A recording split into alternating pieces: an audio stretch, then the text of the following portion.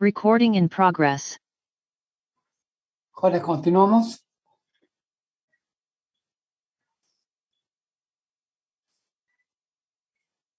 Sí, profesor.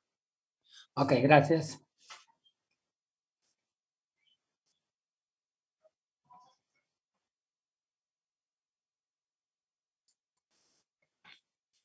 Muy bien, a partir entonces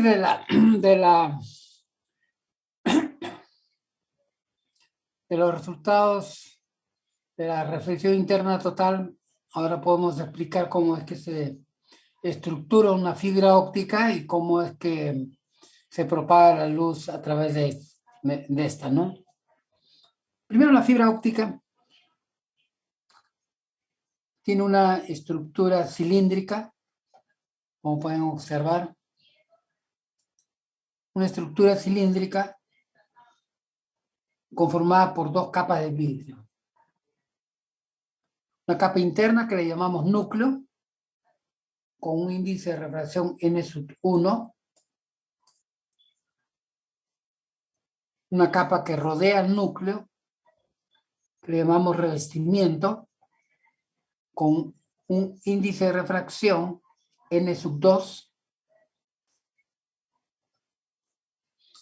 Aquí justamente para poder lograr que la luz se propaga a través de reflexiones internas totales sucesivas, el índice de refracción del núcleo siempre va a ser mayor que el índice de refracción del revestimiento. De esta forma, si nosotros tenemos una fuente de luz que emite en diferentes rayos luminosos en diferentes direcciones, vamos a ver que bajo ciertas condiciones que después vamos a explicar, algunos de estos haces o rayos luminosos van a lograr acoplarse, inyectarse al núcleo de la fibra óptica. Lo que tenemos que lograr acá es que este es el corte transversal de la fibra óptica, el núcleo de revestimiento. Este es el corte longitudinal. Si nosotros tenemos aquí un haz luminoso que incide en la superficie transversal de la fibra óptica, en este caso, lo que tenemos que lograr es que la luz se refracte al núcleo de la fibra óptica. Que se refracte al núcleo de la fibra óptica. En este caso no nos interesa la reflexión, ¿no? Porque si la luz se refleja, no ingresa, como es obvio, ¿no? Tenemos que lograr que se refracte. Bajo ciertas condiciones, entonces este haz se va a refractar, ingresa al núcleo de la fibra óptica y se va a propagar siguiendo una trayectoria rectilínea desde el punto de vista de la teoría de rayos. Se propaga y llega justo aquí a la interfase o al plano que separa el núcleo del revestimiento. Si este ángulo de incidencia es mayor que el ángulo crítico, donde el ángulo crítico, y acabamos de ver de que este ángulo crítico va a ser el seno inverso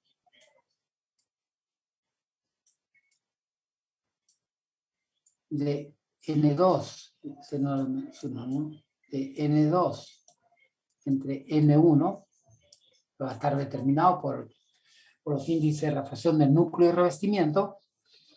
Si este ángulo crítico este ángulo de incidencia es mayor que el ángulo crítico, entonces vamos a tener una reflexión interna total. Toda la energía de este rayo se va a reflejar y nuevamente va a seguir una trayectoria rectilínea.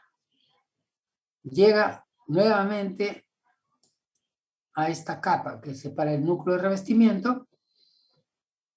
El ángulo no cambia, sigue siendo phi, por lo tanto sigue cumpliendo con esta condición de ángulo crítico y nuevamente se reflejará totalmente.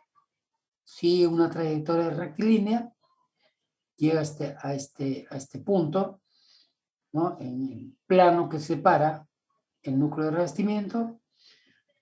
Nuevamente el ángulo no cambia y nuevamente tenemos una reflexión interna total. Y así, de manera sucesiva, a través de estas reflexiones internas totales, este haz luminoso que está aportando información llegará al otro extremo. Es decir, la propagación de la luz se realizará a través de reflexiones internas totales sucesivas, ¿no? Es claro que para esto el índice de refracción del núcleo tiene que ser mayor que la de revestimiento. Los rayos luminosos que se acoplan solamente se propagan cuando el ángulo de incidencia es mayor que el ángulo crítico. El ángulo crítico está determinado por los índices de refracción del núcleo de revestimiento y de esta forma los rayos luminosos se van a propagar a través de reflexiones internas totales sucesivas. Desde el punto de vista de la teoría de campos, a estos rayos luminosos que se propagan de esta forma se le denominan modos de propagación. Veremos que la transmisión, la propagación de la luz se realizará a través de múltiples trayectorias. Esto porque vamos a tener que la fuente de luz emite múltiples rayos. Cada uno ingresará con un determinado ángulo de incidencia y siempre que cumpla con esta condición se podrá propagar. Entonces, la energía luminosa que está aportando información se va a descomponer en múltiples trayectorias. Justamente esa es una característica que va a limitar la capacidad de transporte o el ancho de banda de la fibra óptica, como explicaremos después. Esta es entonces la forma como es que se propaga la luz. Es la aplicación más sencilla de la propagación de la luz a través de la fibra óptica. Algo que tenemos que tomar en cuenta es que la propagación de la luz depende de este ángulo de incidencia. ¿Qué pasa cuando una fibra óptica tiene una curvatura pronunciada? Ahora estamos dibujando solamente el núcleo, ¿no? Se entiende que está rodeado por el revestimiento, ¿no? Tiene el revestimiento. ¿Qué pasa cuando la luz está en una zona, cuando está en la zona, digamos, recta, la luz se va a propagar a través de reflexiones internas totales sucesivas? Pero ¿qué pasa cuando llega a una zona de curvatura? En la zona de curvatura, el ángulo de incidencia va a ser modificado. Y este ángulo de incidencia ya no va a cumplir con esta condición. Es decir, el ángulo de incidencia va a ser menor que el ángulo crítico. Si en la zona de curvatura el ángulo de incidencia es menor que el ángulo crítico, entonces ya no vamos a tener reflexión interna total, sino vamos a tener una reflexión interna parcial. ¿Qué quiere decir una reflexión interna parcial? Que parte de la energía se refracta, ¿no? Se va a refractar. En esta zona de curvatura la luz se refracta. ¿Y qué significa una refracción de luz? Significa una radiación de luz, una pérdida de energía luminosa. Por lo tanto, en las zonas de curvaturas vamos a tener un aumento de atenuación, que justamente da origen a lo que comúnmente le llamamos es atenuación por curvatura. Una característica que es muy particular de las fibras ópticas, ¿no? Las curvaturas dan origen a una atenuación por efecto de radiación de luz debido digamos, al cambio en el ángulo de incidencia. Cosa, por ejemplo, que no sucede en los cables de cobre, ¿no? Los cables de cobre se van a seguir transmitiendo mientras haya continuidad. Mientras haya continuidad eléctrica se va a seguir transmitiendo. En el caso de la fibra óptica, una guía de ondas luminosas, vamos a ver que en las curvaturas hay una pérdida. Esas pérdidas por curvatura, cuando no se tienen el debido cuidado, pueden tener valores significativos, ¿no? He tenido oportunidad de ver curvaturas que tienen hasta más de 1 decibel solamente por efecto de estas curvaturas, ¿no? Y es algo que es muy común en las instalaciones de fibra, es muy común cuando se tienen el debido cuidado, generamos estas pérdidas estas pérdidas por curvatura. Sí.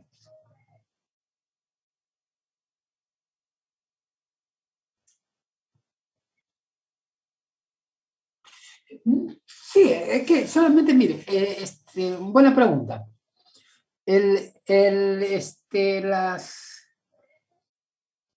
Primero las curvaturas son como vamos a ver después, son efectos extrínsecos, que lo causa, lo provoca el mismo instalador.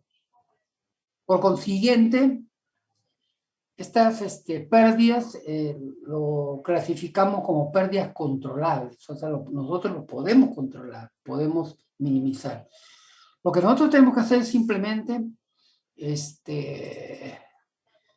tomar en cuenta las tolerancias que tienen las fibras ópticas a las curvaturas. Eso es especificado, comúnmente es especificado por los fabricantes. Por ejemplo, típicamente un cable de fibra óptica durante el proceso de instalación, no debería de tener un radio de curvatura menor que 20 veces el diámetro del cable. Cuando el cable toma la condición final, o sea, cuando ya está instalado completamente, el radio de curvatura no debe ser menor de 10 veces el diámetro del cable. Eso desde el punto de vista de cable, ¿no? Desde el punto de vista de fibra óptica, porque acá lo que nosotros tenemos que tomar en cuenta es que... Perdón, un momentito.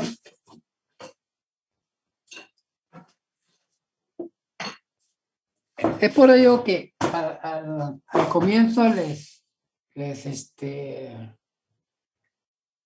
resalté mucho la diferencia entre lo que es un cable de fibra óptica y una fibra óptica. Cuando hablo de radio de curvatura de acá me estoy refiriendo a esta estructura. El radio de curvatura de este cable en la condición final no debería de ser menor que 10 veces el diámetro exterior del cable. Este cable tiene más o menos alrededor de 15 milímetros de diámetro, ¿no? Un poco menos tiene, pero más o menos 15 milímetros. Eso significa que el mínimo radio de curvatura debería ser 10 veces 15 milímetros y 15 centímetros. La radio de curvatura no debería ser menor de 15 centímetros para evitar estas pérdidas. Pero en el momento de la instalación hay que tener cuidado con eso nada más. Ahora, pero cuando tratamos individualmente la fibra, ¿y cuando tratamos individualmente la fibra? Cuando hacemos los empalmes. En ese caso, nosotros tenemos que tomar en cuenta cuáles son los mínimos radios de curvatura cuando vemos individualmente la fibra, cuando tratamos individualmente la fibra. Esos radios de curvatura son del orden de los 30 milímetros. 30 milímetros. Es el radio de curvatura que deberíamos de tomar en cuenta. O sea, estamos hablando del orden de 3 centímetros de radio de curvatura mínima. Y eso simplemente es a la hora de acondicionar, ya sea el cable o la fibra óptica, acondicionarlo de tal manera que no tengamos radiocurvaturas menores que los especificados. ¿Correcto? ¿Está claro, joven? ¿Usted que hizo la pregunta? Ok, gracias.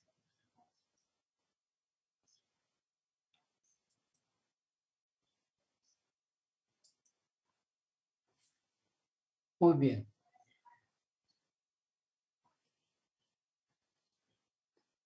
Bien, entonces,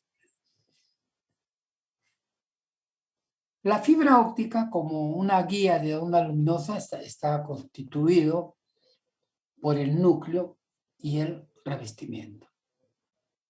Algo que parece obvio, pero que es importante siempre tenerlo en cuenta, es que, de acuerdo a lo que hemos explicado, la luz se propaga por el núcleo de la fibra óptica. Ustedes observen, toda la luz se propaga por el núcleo de la fibra óptica. ¿Cuál es la función del revestimiento? El revestimiento simplemente nos permite... No. El revestimiento no es, o sea, su función principal, de acuerdo a lo que hemos explicado, no es proteger al núcleo de la fibra óptica. Su función es principalmente permitir que la luz se confine, se restrinja a propagarse en el núcleo de la fibra óptica. ¿Por qué la luz se mantiene y se propaga a través de reflexiones internas totales sucesivas? Por el núcleo. Porque el núcleo tiene un índice de refracción menor. Eso hace que la luz se confine, se restrinja a propagarse solamente en el núcleo de la fibra óptica. Esto también explica por qué es que no hay interferencia entre las fibras ópticas. Desde el punto de vista de campos electromagnéticos, que la luz se confine en el núcleo significa que el campo electromagnético correspondiente a esa luz que se está propagando solamente está confinada al núcleo. No hay campo electromagnético exterior. Por lo tanto, no hay interferencia entre las fibras ópticas.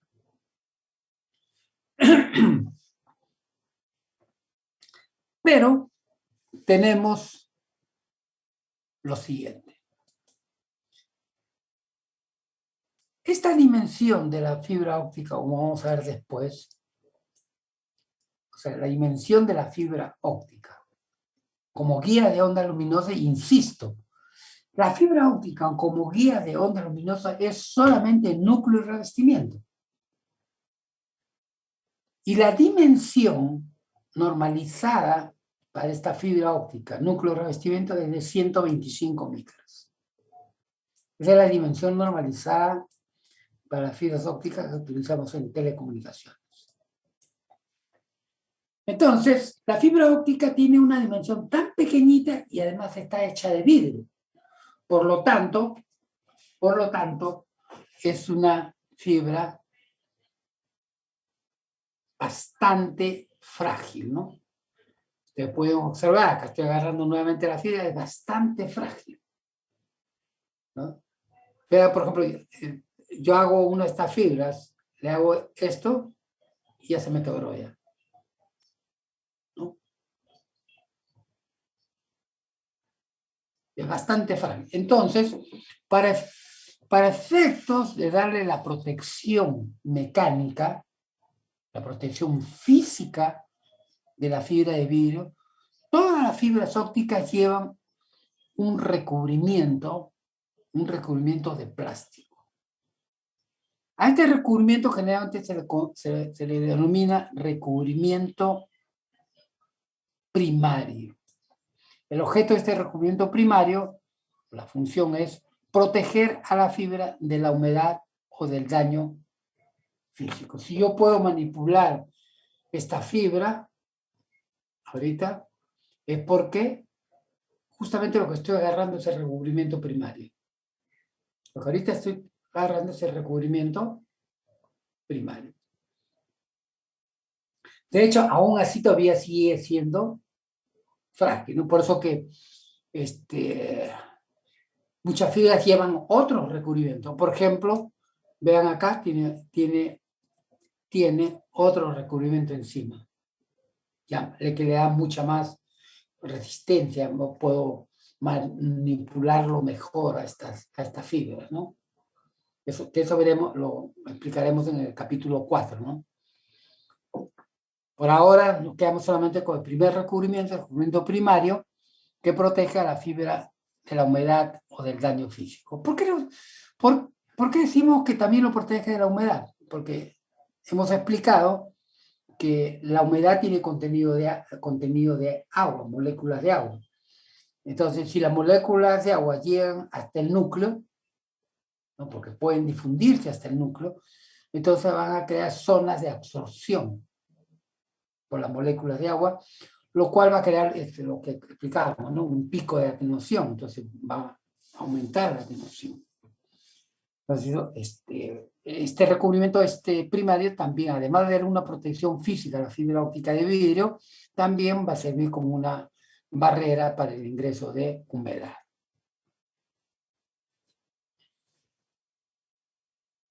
Hay que notar acá también que el recubrimiento primario no tiene ninguna función óptica, sino simplemente de protección mecánica, de protección física de la fibra de vidrio, ¿no? Que es núcleo más revestimiento. Muchas fibras ópticas son totalmente de vidrio, que es nuestro caso. Nosotros no vamos a referir solamente a las fibras de vidrio. Pero de todas maneras es bueno que sepa que existen otros tipos de fibras ópticas, ¿no? Las fibras ópticas hechas de plástico, ¿no? Como aquellas fibras que tienen núcleos de vidrio, pero el revestimiento es de plástico. Conocida como la fibra PCS o la HCS, ¿no? Que son las fibras de silicio revestido con plástico o fibras de silicio revestido con plástico duro, ¿no? O también tenemos las fibras totalmente de plástico, es decir, aquellas que tanto el núcleo como el revestimiento son de plástico, conocidas como las fibras POF, ¿no? Fibras ópticas de plástico. Nosotros no vamos a referir a estas fibras, ¿no? Estas fibras generalmente son utilizadas para otras aplicaciones de corta distancia, de baja velocidades de transmisión de datos, tomando en cuenta que estas fibras tienen una atenuación relativamente alta en comparación con las fibras de vidrio y además tienen un ancho de banda bastante reducido, ¿no? Generalmente tienen aplicaciones para telemetría en distancias cortas, en general sistemas de comunicaciones de corta distancia y bajas velocidades de transmisión de datos y también en aplicaciones domésticas, ¿no? Redes domésticas, ¿no? Tomando en cuenta que ahora prácticamente cada una de nuestras casas, todavía acá en Perú no ha llegado, ¿no? Pero en otra parte del mundo, una casa prácticamente es una pequeña red, ¿no? Prácticamente se tiende a convertirse en una pequeña red, ¿no? Las fibras de vidrio son las más utilizadas en telecomunicaciones, justamente es lo que vamos a tratar, ¿no? Pero las fibras de vidrio son las que utilizamos en telecomunicaciones.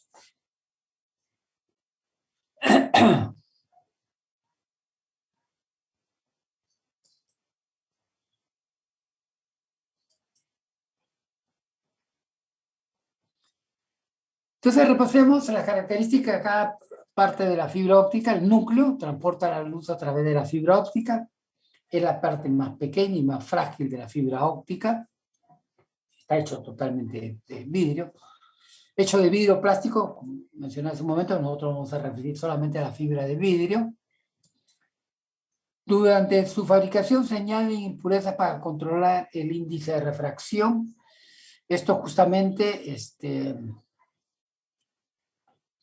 a raíz que, como hemos visto, las características de propagación de la fibra óptica van a depender del índice de refracción del vidrio, del núcleo y del revestimiento.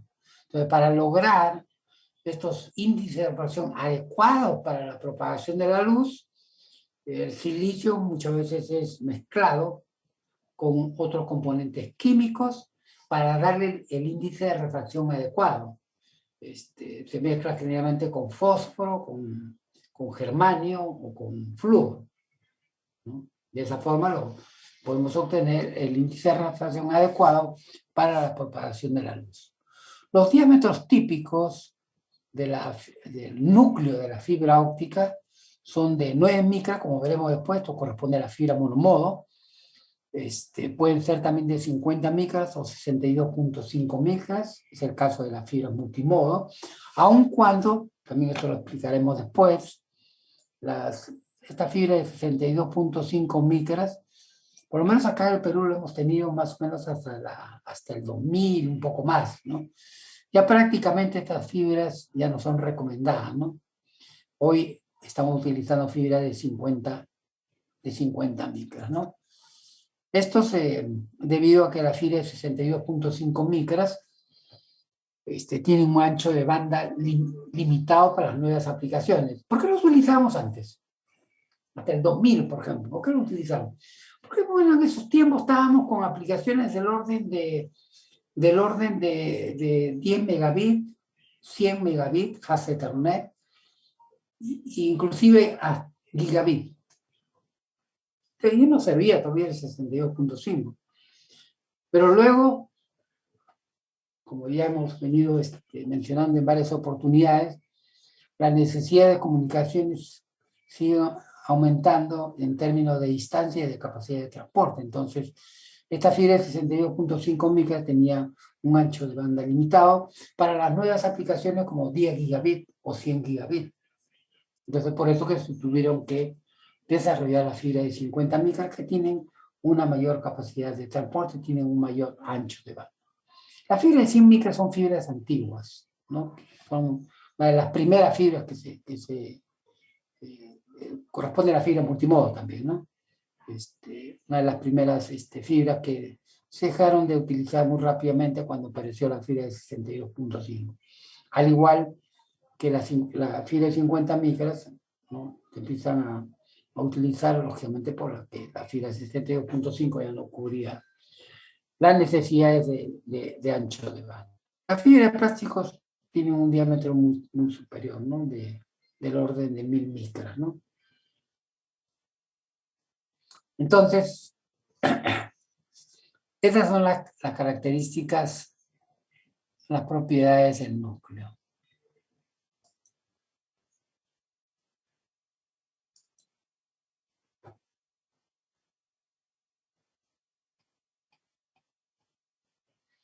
Luego tenemos el revestimiento que rodea y protege el núcleo, como ya hemos explicado. Su función principal realmente no es proteger al núcleo, sino es de poder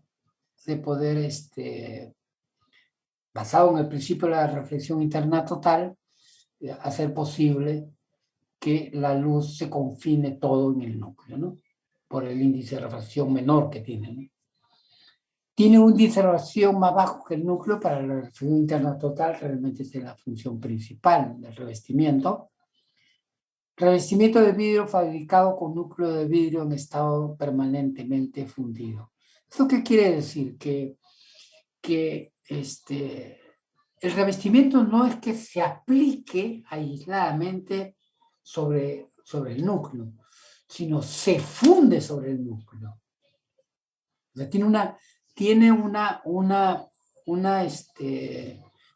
o sea, está unida, el revestimiento está unida al núcleo, ¿no? Debido a un proceso de fundido, ¿no? De fundición. Diámetros típicos 125 y 140 micras. Realmente las fibras de telecomunicaciones tienen un diámetro normalizado de 125 micras.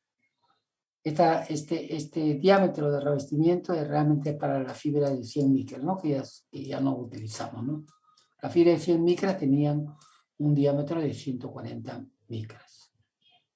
Las fibras de telecomunicaciones tienen un diámetro de 125 micras.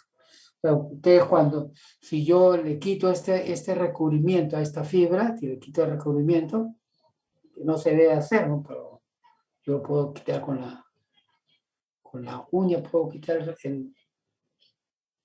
el recubrimiento primario y queda solamente vidrio de 125 micras.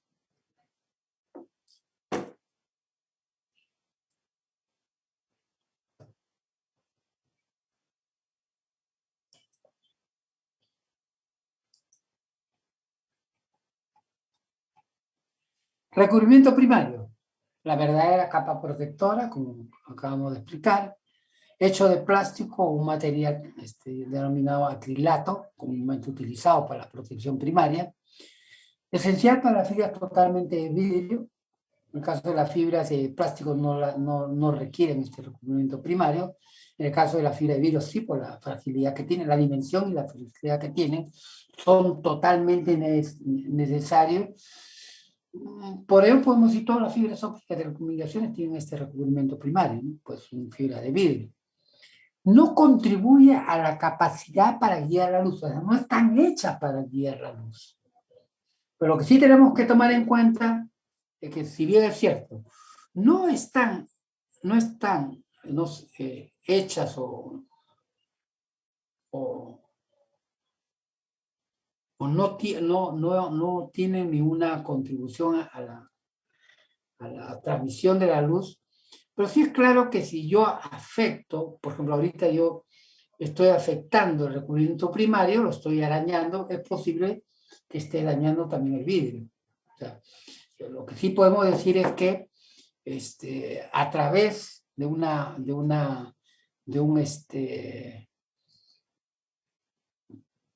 defecto en el recubrimiento primario, te puede transmitir a un defecto en el vidrio. Sobre todo por, digamos, relacionado con aspectos mecánicos, ¿no? O físicos. Los diámetros típicos del recubrimiento primario son de 250 micras. Nuevamente acá, el diámetro estandarizado para el recubrimiento primario son 250 micras. Eso es lo que tenemos. La fibra que acabo de mostrarles tiene un recubrimiento primario de 250 micras. Pero hay algunos diseños propietarios, ¿no? Justo acá se ve. Es la fibra con recubrimiento primario de 500 micras, que son soluciones propietarias. ¿Cuándo necesitamos colocar un recubrimiento primario de 500 micras? Cuando queremos darle una mayor protección. ¿Y por qué queremos darle una mayor protección? Porque esa fibra óptica va a ser utilizada en ambientes donde el cable de fibra óptica va a estar sometido a esfuerzos o vibraciones, esfuerzos mecánicos, ¿no? O vibraciones que pudieran dañarlo, ¿no? O sea, son casos muy, muy excepcionales, ¿no? Por ejemplo, esto lo tomé de un fabricante que es que se le conoce como OCC, ¿no? Que es Optical Cable Corporation, ¿no? Un fabricante de cables de fibra óptica. Este fabricante justamente tiene este diseño propietario, ¿no? Fabrica fibras ópticas con recubrimiento primario de 500 micras. ¿Por qué? Porque uno de sus clientes principales son las Fuerzas Armadas. Entonces, estas fibras, por ejemplo, las utilizan en las Fuerzas Armadas, tomando en cuenta que la fibra óptica también los utilizan en situaciones militares, en situaciones por ejemplo, de guerra, ¿no? Tienen que digamos, implementar sistemas de comunicaciones en campos militares, ¿no? Son sistemas de comunicaciones temporales que se implementan, digamos, de manera temporal, pero pero que están dentro de un ambiente sujeto a manipulación, sujeto a vibraciones, sujeto a esfuerzo mecánico. Entonces la fibra óptica tiene que ser muy robusta, ¿no? Pero por eso tienen estos diseños propietarios. O casos también de aplicaciones en minas, ¿no? Donde, por ejemplo, el cable de fibra óptica va a estar impactado por las operaciones mineras. Entonces, se utiliza el caso de el normalizado, insisto, es la fibra de 250, la fibra de 250 micras.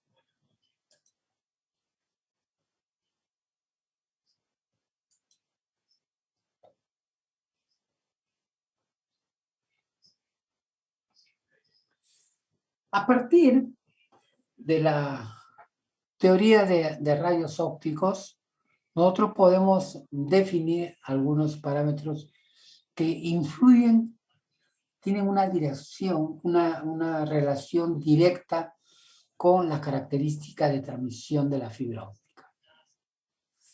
Uno de estos parámetros es la diferencia de índice de refracción relativa, comúnmente denominado con la letra delta, ¿no? La diferencia de índice de refracción relativa no es más que la diferencia entre los índices de refracción del núcleo y revestimiento, comparada porcentualmente con el índice de refracción del núcleo, como pueden observar acá, ¿no? Delta va a ser N1, que es el índice de refracción del núcleo, menos N2, que es el índice de refracción del revestimiento, dividido entre el índice de refracción del núcleo. Esto porcentualmente, simplemente lo multiplicamos por 100, ¿no? Después vamos a ver que este parámetro tiene mucha relación, por ejemplo, con el ancho de banda de las fibras ópticas. Y otro parámetro muy importante que también define los tipos de fibras ópticas, define las características de propagación de la luz en las fibras ópticas, es lo que llamamos el perfil del índice de refracción. El perfil del índice de refracción no es más que una forma de expresar cómo varía el índice de refracción con respecto al centro de la fibra, o en todo caso, cómo varía el índice de refracción con respecto a la distancia radial. Vean que este perfil de índice de refracción no es más que una forma de expresar la variación del índice de refracción. Lo podemos expresar a través de una función, ¿no? Una función respecto a la distancia radial, o lo podemos expresar a través de una forma gráfica. Aquí esto lo señalo porque a veces se confunde el perfil de índice de refracción como un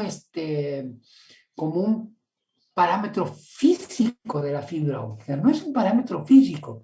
Lógicamente está relacionado con las características ópticas de la fibra óptica. Está relacionado con el índice de refracción del núcleo de revestimiento, por lo tanto con la densidad de material.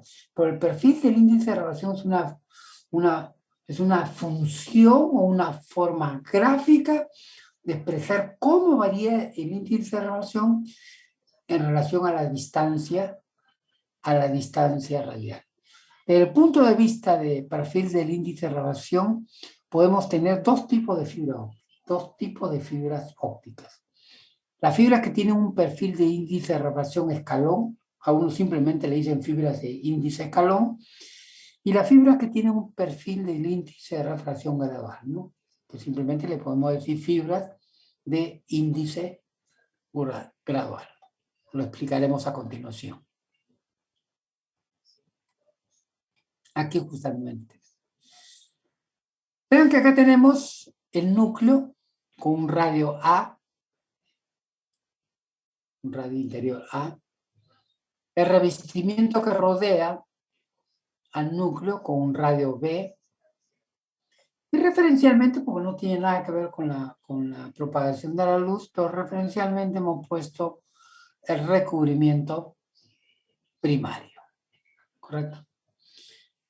Una de las cosas que tenemos que recordar es que para que la luz se propague por la fibra óptica, siempre el índice de refracción del núcleo debe de ser mayor que el índice de refracción del revestimiento. Por consiguiente, no bastaría, por ejemplo, como es el caso de esta fibra, que la densidad del núcleo acá simplemente sea mayor que la densidad del vidrio revestimiento.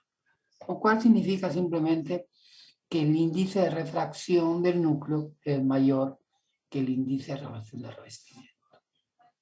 Además, si tomamos en cuenta que la densidad del vidrio núcleo es constante, o sea, es homogéneo en toda la sección transversal del núcleo, si graficamos el índice de refracción en función de la distancia radial, entonces nosotros podríamos expresar esa variación simplemente como una línea recta, ¿no? Lo cual nos está indicando que el índice de refracción en toda la sección transversal del núcleo tiene un valor igual.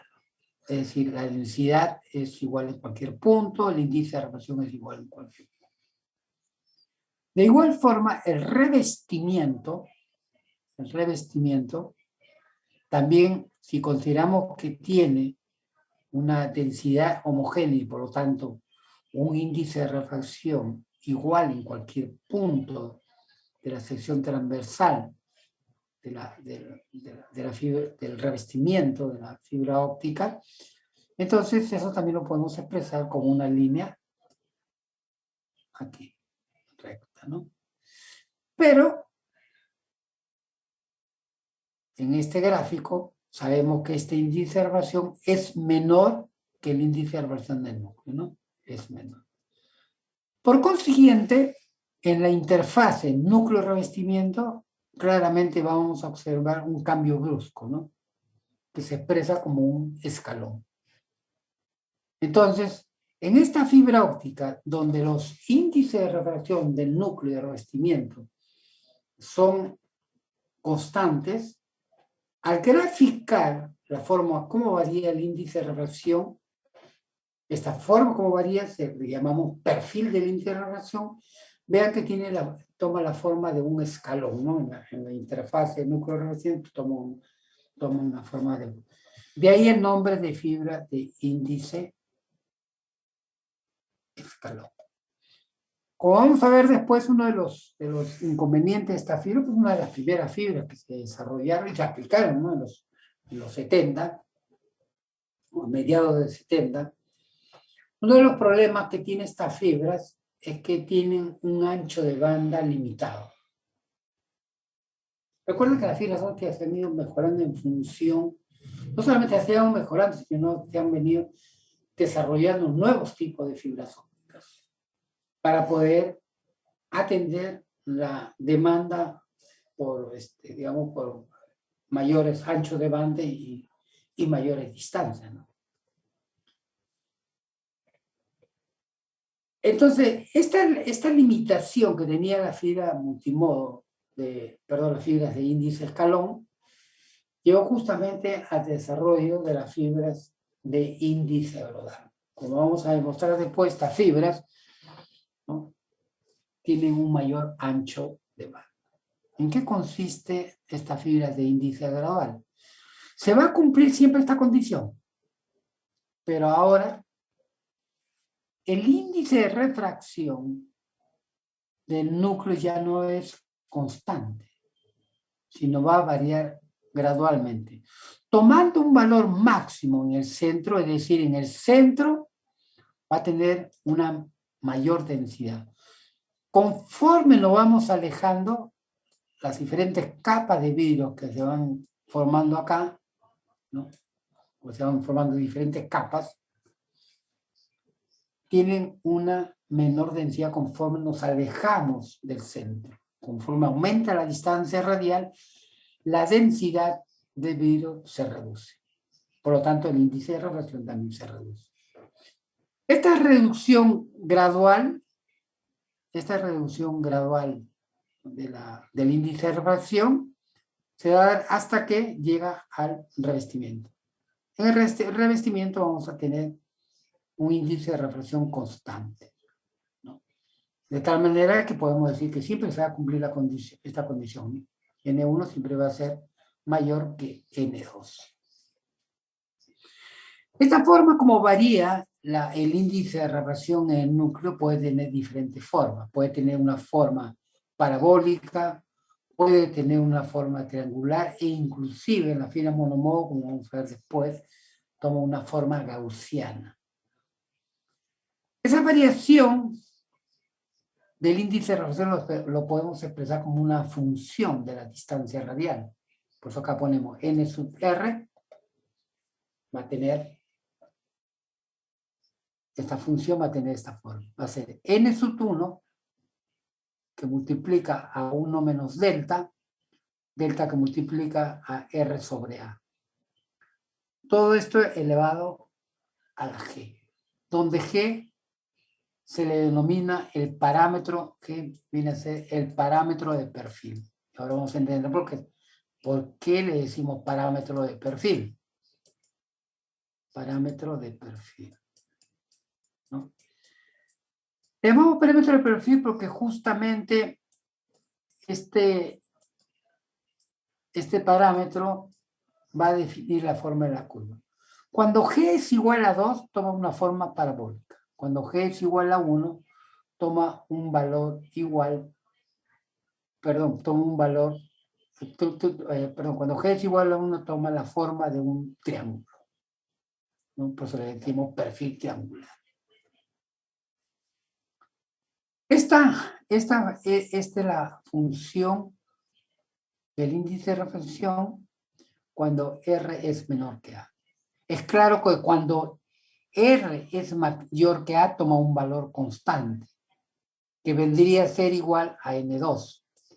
Desde esta expresión, podemos decir que este valor, justamente este valor de acá, que va a ser igual en toda esta sección, se va a dar cuando R es igual a A, aquí. R igual a A. Si R acá es igual a A, esto sería A entre A, 1. 1 a la G, 1. Entonces quedaría N1 por 1 menos delta, que vendría a ser un valor constante que correspondería al índice de refracción del revestimiento. La pregunta es, pero N sub 1 es variable. ¿Y por qué entonces tenemos acá este valor de N sub 1 si es variable? Bueno, lo que pasa, acá hay que aclarar. Este valor de N sub 1 es el valor que toma el índice de refracción en el centro del núcleo.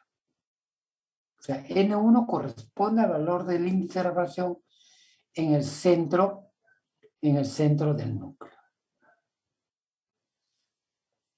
Esa es, digamos, la explicación del perfil del índice de refracción. Ahora, ¿qué pasa cuando G tiende al infinito? Cuando G tiende al infinito, en esta curva. Como R es menor que A, R sobre A siempre va a ser menor que 1. Si G tiende al infinito, ¿a qué tiende R sobre A la G? A ver, rapidito. Si R sobre... ¿A cuánto? 0. A 0.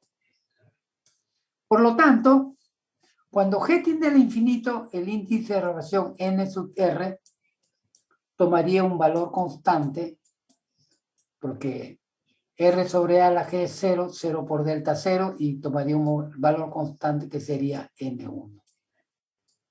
Estaríamos justo en el caso de una fibra tipo escalón. Por ello podemos decir que una fibra tipo escalón tiene un parámetro de perfil que es igual a infinito. Todas las fibras tipo de escalón tienen un parámetro de perfil que es igual a infinito. Desde acá, entonces, podemos ver que tenemos diferentes tipos de fibras ópticas según el perfil, ¿no? Tipo escalón, tipo gradual puede ser parabólico, puede ser triangular. Las fibras estandarizadas para uso en telecomunicaciones son me refiero a la fibra multimodo, que después vamos a explicar. Las fibras multimodo utilizadas para telecomunicaciones tienen un perfil estandarizado del tipo parabólico. Todas las fibras ópticas que utilizamos en comunicaciones, todas las fibras multimodo, tienen un perfil parabólico. ¿Correcto? Esto, como vamos a ver, va a tener influencia en la característica de propagación de la luz a través de la fibra óptica.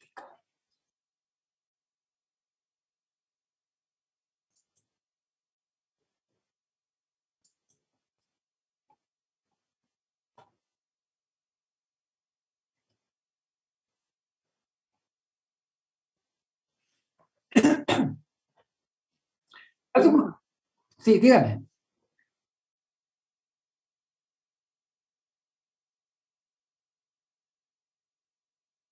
Sí, vamos a ver que eso depende del tipo de fibra óptica. Es que lo que pasa es que la fibra óptica tiene varias clasificaciones. Según el perfil pueden ser de tipo, como acabamos de explicar, puede ser de tipo escalón o de tipo gradual. Pero también vamos a ver que las fibras ópticas se van a clasificar según la cantidad de trayectorias o de modos de propagación, ¿no? La cantidad de trayectorias o modos de propagación por las cuales se transmite o se propaga la luz, ¿correcto? A partir de ahí tenemos entonces, vamos a ver que tenemos fibra multimodo y fibra monomodo. Por ejemplo, la fibra monomodo, vamos a decir, las fibras monomodo convencionales, porque ahora en la tecnología de fibra óptica ya podemos hablar también de sistemas convencionales que todavía no seguimos utilizando. Recuerde que el hecho que sea convencional muchas veces no significa que sea obsoleto. Simplemente se refiere a los primeros desarrollos que según la necesidad los podemos seguir utilizando y se siguen utilizando. No es poco para aclarar el tema de convencional, porque a veces podemos relacionar lo convencional con lo obsoleto, cosa que no es así, ¿no? Entonces, la fibra monomodo convencionales originalmente ha sido del tipo escalón, ¿no? Ha sido del tipo escalón, porque era suficiente con ese perfil para los requerimientos, digamos, para determinados requerimientos. Pero cuando los requerimientos de comunicaciones van en aumento, es decir, que queremos cubrir mayor distancia o tenemos una mayor capacidad de transporte, entonces las fibras ópticas se empiezan a buscar soluciones. Y una de ellas es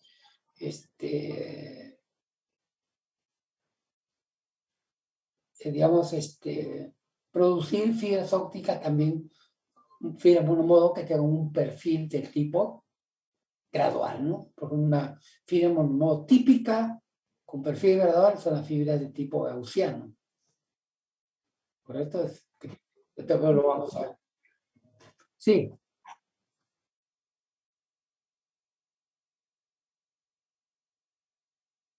Mayor capacidad de transporte. Por lo tanto, mayor ancho de banda.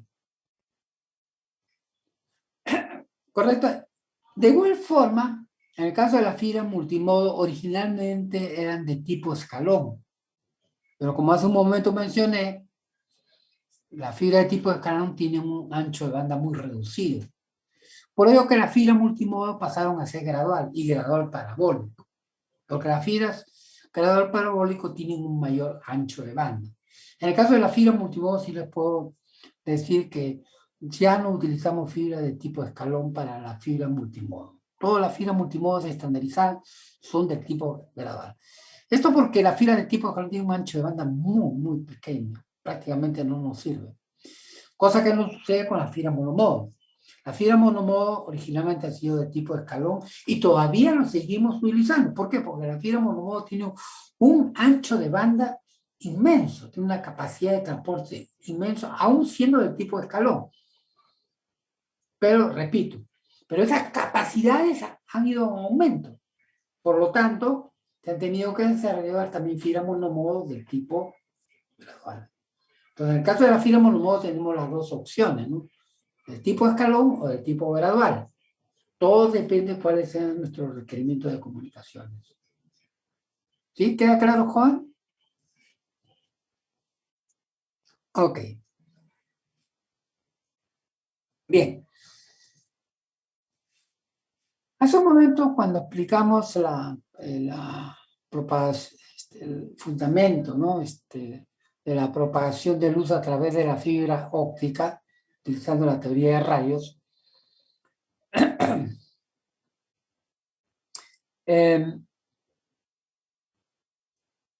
señalamos que la condición para que la luz se propague por la fibra óptica a través de reflexiones internas totales sucesivas es que el rayo luminoso, si vemos un rayo genérico, este rayo luminoso que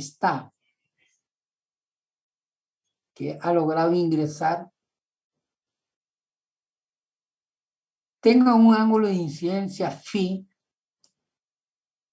que sea mayor que el ángulo crítico, ¿correcto? Que sea mayor que la... De esa forma se podrá propagar a través de reflexiones internas totales sucesivas. Este ángulo con el cual incide en el plano que separa el núcleo del revestimiento, de acuerdo a la ley de Snell, va a depender del ángulo con el cual incida sobre la superficie transversal de la fibra óptica. Según la ley de Snell, va a depender de el ángulo con el cual incida, ¿no? Si yo tengo acá una fuente de luz, ¿no? Una fuente de luz que está emitiendo en diferentes direcciones, este rayo se va a propagar y va a incidir sobre esta superficie transversal. Según la ley de Snell, sabemos que aquí en este punto se puede producir una reflexión parcial, lo cual significa una parte de la luz se refleja, otra parte se refracta, ¿no? De acuerdo a lo que estamos viendo, entonces, es claro que aquí lo que nos interesa es que la luz se refracte, no que se refleje, ¿no? Porque si se refleja no ingresa, no se acopla, ¿no? La luz tendría que refractarse, es lo que tenemos que buscar. Pero se tiene que refractar con un ángulo, ¿no? De tal manera que este ángulo de incidencia sea mayor que el ángulo crítico. Algo que tenemos que tomar en cuenta para este análisis es que las fuentes de luz, como vamos a ver en el capítulo 5, son estructuras de semiconductores similares a los diodos, que tienen una capa, llamamos capa activa, y a través de esta capa activa se genera la luz. ¿Correcto? Ya hemos explicado que esta luz es modulada con información, o sea, aquí a la salida tenemos luz modulada con información. Esta luz es la que se tiene que acoplar a la fibra óptica. Para efecto del acoplamiento con la fibra óptica, lo que hacemos es que la fibra óptica se enfrenta a la superficie de emisión de la fuente de luz, que es de la fibra óptica, en el núcleo de revestimiento. De tal manera que el núcleo de la fibra óptica se alinee con la superficie de fotoemisión de la fuente de luz. Tiene que estar. De esa manera nosotros vamos a garantizar el máximo acoplamiento de luz desde la fuente de luz hacia la fibra óptica. Esto lo que quiero decir es que no hay una unión física entre la fibra óptica y la fuente de luz. Que es justo lo que les decía al inicio del curso, ¿no? Que bastante cuidado con este concepto, ¿no?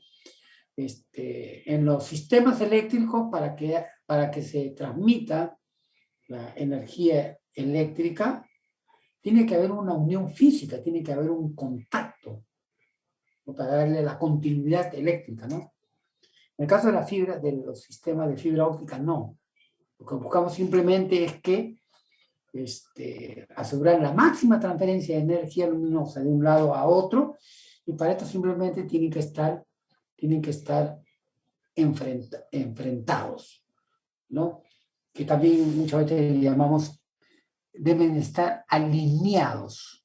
¿Por qué decimos alineados? Porque esta superficie tendría que estar alineada con esta superficie para poder asegurar la máxima transferencia de energía luminosa desde la fuente de luz hacia la fibra óptica. Profesor, disculpe, ¿y dónde iría el conector de la fibra, el conector que supuestamente conecta la fuente con la fibra? No, el conector no es más que un accesorio que permite acercar mecánicamente la fibra óptica. ¿Tú te imaginas, por ejemplo, aunque eso lo podríamos ver en el laboratorio, ¿te imaginas tú cómo yo podría acercar esta fibra óptica a la salida de la fuente de luz? Una fibra tan frágil que se mueve fácilmente, vean cómo fácilmente se mueve, muy, muy frágil. Entonces lo que hacemos es colocarle un conector, ¿no?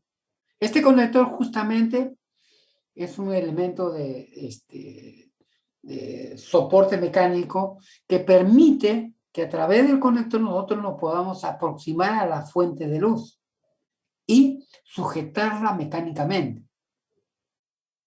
El conector cumple esa función. Ok, profesor, gracias. Entonces, con esto lo que les quiero decir es que entre la fuente de luz y la fibra óptica hay un espacio típicamente de aire. Aquí hay aire. Acá también vamos a ver después que la luz tiende a dispersarse en el aire. Y si se dispersa en el aire, se pierde energía. Entonces, vamos a tener atenuación acá.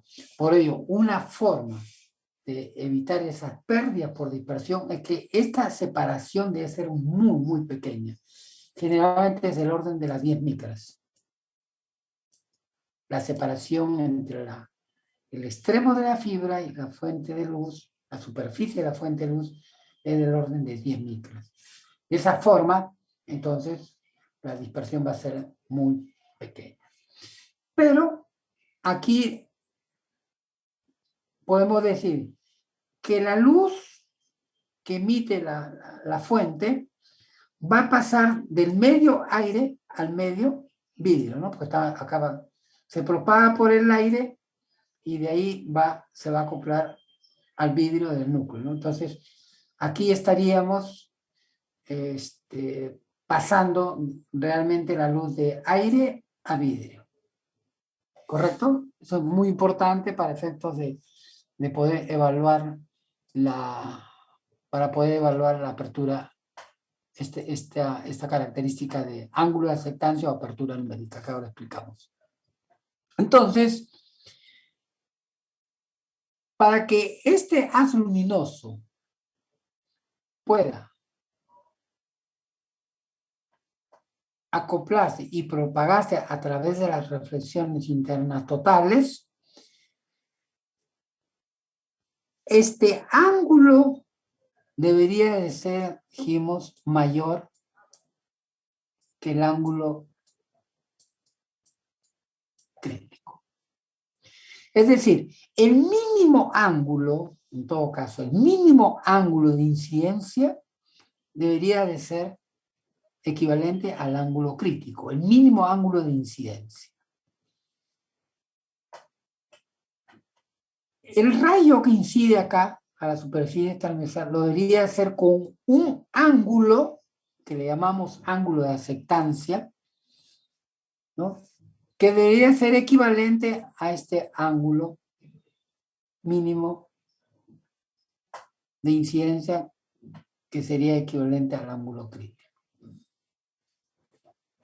Entonces, este es un ángulo mínimo. Si nosotros, aquí, en este triángulo, ¿no?,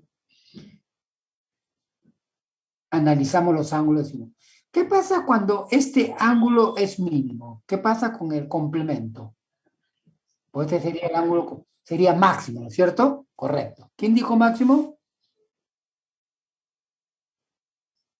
¿Cuál es tu apellido, por favor? Ah, Escalante. Déjame anotar, ya, por favor.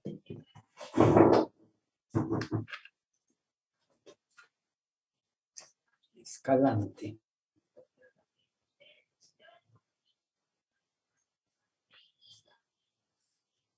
Medio punto para su práctica. Entonces sería máximo. Si nosotros aplicamos Snell aquí, eso significa que si este ángulo es máximo, este ángulo también es máximo. A este ángulo máximo con el cual debe incidir el rayo luminoso en la superficie transversal de la fibra óptica, le llamamos el ángulo de aceptancia. ¿Qué quiere decir esto entonces? Que el ángulo de aceptancia viene a ser el máximo ángulo con respecto al eje de la fibra óptica con el cual debe de incidir para poder propagarse de manera efectiva a través de las reflexiones internas totales sucesivas. Cualquier ángulo que esté fuera de este ángulo de aceptancia, que si lo vemos, porque esto se hace no solamente en esta dirección, sino también acá, a esto le llamamos el cono de aceptancia, que vendría a cubrir todos los rayos que se van a poder propagar de manera efectiva. ¿Qué pasa con los rayos luminosos que incidan con un ángulo fuera del cono de aceptancia? Como por ejemplo este rayo que acá le he puesto el rayo B. Este rayo va a incidir en la superficie transversal, pero como es mayor que el ángulo de aceptancia, eso va a dar origen a que este ángulo de acá, este ángulo de incidencia, sea menor que el ángulo crítico. Entonces, va a lograr acoplarse. Pero, como lo va a hacer con un ángulo menor que el ángulo crítico, entonces se va a reflejar parcialmente y una parte se va a radiar, se va a refractar. Por lo tanto, vamos a tener acá una pérdida. Este rayo igual va a continuar, llega acá, sus condiciones no cambian, por lo tanto, nuevamente acá se refracta y otra partecita se refleja. Y así sucesivamente en cada rebote va a ir perdiendo energía, por lo tanto, no constituye en una trayectoria o un rayo efectivo para la transmisión de información.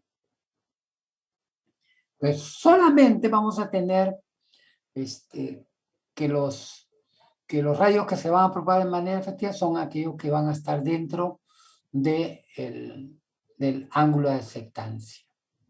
El ángulo de aceptancia generalmente se mide en términos de apertura numérica. Realmente es lo mismo. La apertura numérica no es más que la expresión trigonométrica del ángulo de aceptancia. Apertura numérica es el seno del ángulo de aceptancia. Entonces, es simplemente lo mismo, ¿no? Una expresión trigonométrica del ángulo de aceptancia. Comúnmente se expresa así, con la apertura numérica, ¿no?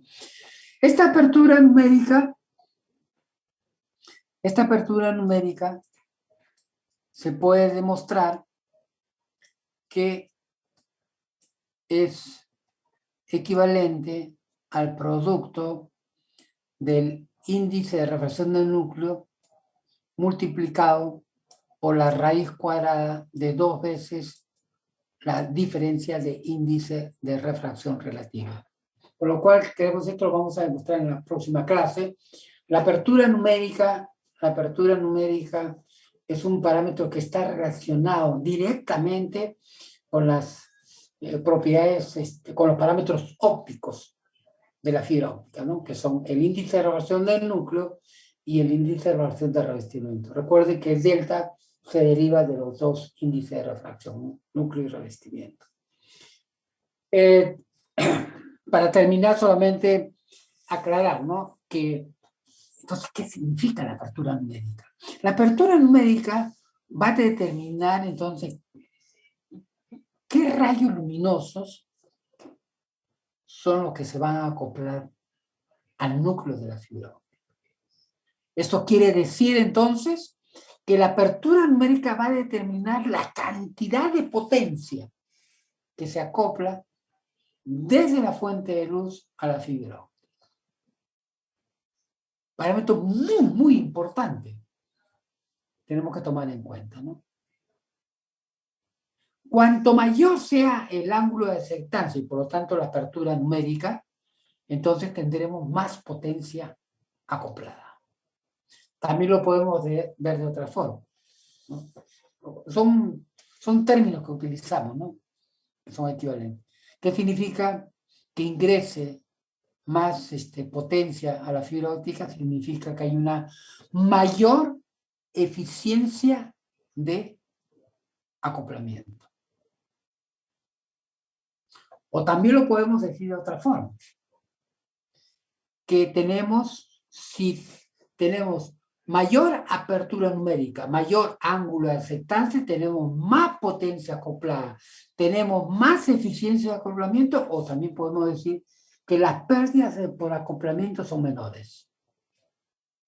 Las pérdidas por acoplamiento son menores. Es claro que si yo tengo que esta apertura numérica se reduce, como es el caso por ejemplo de la fibra monomodo, tendré rayos luminosos que se pierden, que es energía. Por lo tanto, tendré una mayor pérdida por acoplamiento. O tendré una menor eficiencia de acoplamiento. Es un parámetro muy importante. ¿Por qué? Porque la potencia que llega al receptor va a depender de la cantidad de potencia que se acopla o se inyecta a la fibra óptica. Cuanto mayor sea esta potencia, tendré más potencia cada receptor o podré cubrir mayores distancias. Nosotros podríamos tener, como vamos a ver después en el capítulo 5, podríamos tener fuentes de luz que sean muy potentes, pero no es suficiente para un sistema de comunicaciones. ¿Por qué? Porque podría tener una fuente de luz muy potente, pero ¿qué pasa si las pérdidas por acoplamiento son altas? Entonces la potencia que realmente se transmite va a ser pequeña. Y por lo tanto, eso puede hacer que la distancia, el alcance se reduzca. O un sistema en funcionamiento podría ser que la potencia que llegue al receptor no sea suficiente para poder decodificar la información. Simplemente el sistema no funciona. ¿Correcto? Esa es la importancia de la apertura numérica y como ven está relacionado con los parámetros ópticos de la fibra óptica. Profesor, una consulta. O sea, Bien. cuando es mayor el ángulo de aceptancia, es mayor la potencia acoplada, pero si Exacto, sale ya del exacto. cono, ya ahí habría nuevamente pérdida nuevamente, ¿verdad? Exacto, exacto. Los assets o rayos luminosos que están fuera del cono de aceptancia simplemente no se van a propagar de manera efectiva por la fibra óptica. Por lo tanto, no constituye una potencia efectiva. Lo consideramos como una pérdida, ¿no? Ok, joven. Bien, vamos a terminar por ahora, como les comenté al inicio. no me va a ser posible pasar asistencia porque tengo un problema de configuración, no me deja accesar al sistema para registrar asistente, así que esperemos que esto se pueda corregir para la próxima clase. Joven, entonces nos quedamos por el día de hoy Profesor, en disculpe, la esta, próxima clase es la práctica, ¿ya? el ¿Verdad? viernes. El Sí, viernes va a ser la práctica. Ah, ok. el Hasta viernes. acá entonces va a venir todo, hasta ángulo de aceptancia y apertura numérica. Sí, sí. Ok,